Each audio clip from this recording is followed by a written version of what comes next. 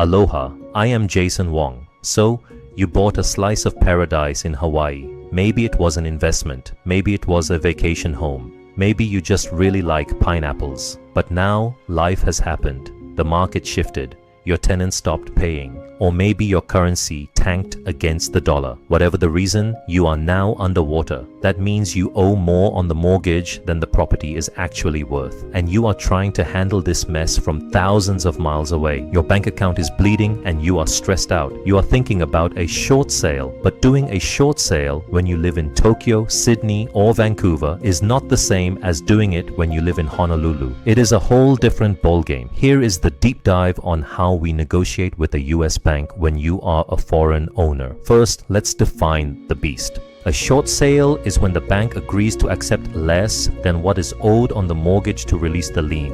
Why would they do that? Because the alternative is foreclosure, and banks hate owning real estate. They are terrible landlords. They do not want to fix toilets. They want cash. But here is where it gets spicy for you, my international friend. 2 words: FIRPTA. And FIRPTA is federal.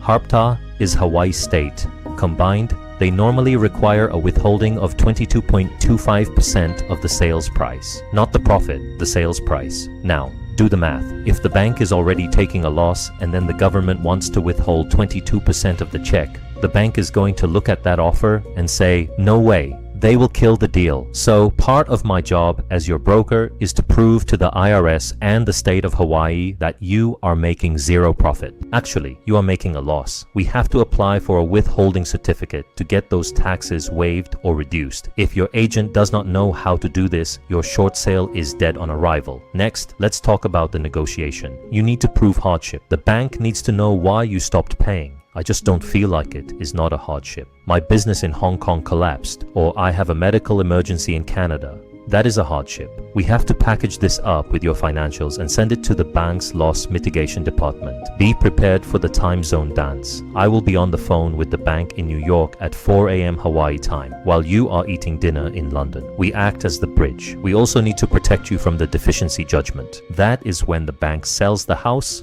takes the loss, and then sues you for the difference.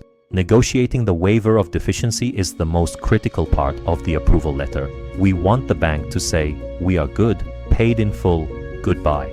Finally, the logistics. Get ready to become best friends with the US Embassy. You cannot just sign documents on a napkin. Closing documents often need to be notarized by a US consular officer. Appointments can take weeks. So while we fight the bank, you need to be booking that appointment. Look, this is not easy. It is a bureaucratic maze filled with tax traps and time zones. But it is better than foreclosure. Foreclosure stays on your record for years and can impact your ability to ever do business in the US again. A short sale allows you to exit with dignity and minimize the damage. If you are a foreign owner drowning in a Hawaii property, do not just walk away. Let's fight the bank together. I am Jason Wong, principal broker at Island Dragonfly. Let's get you out of this and on to your next adventure. Aloha.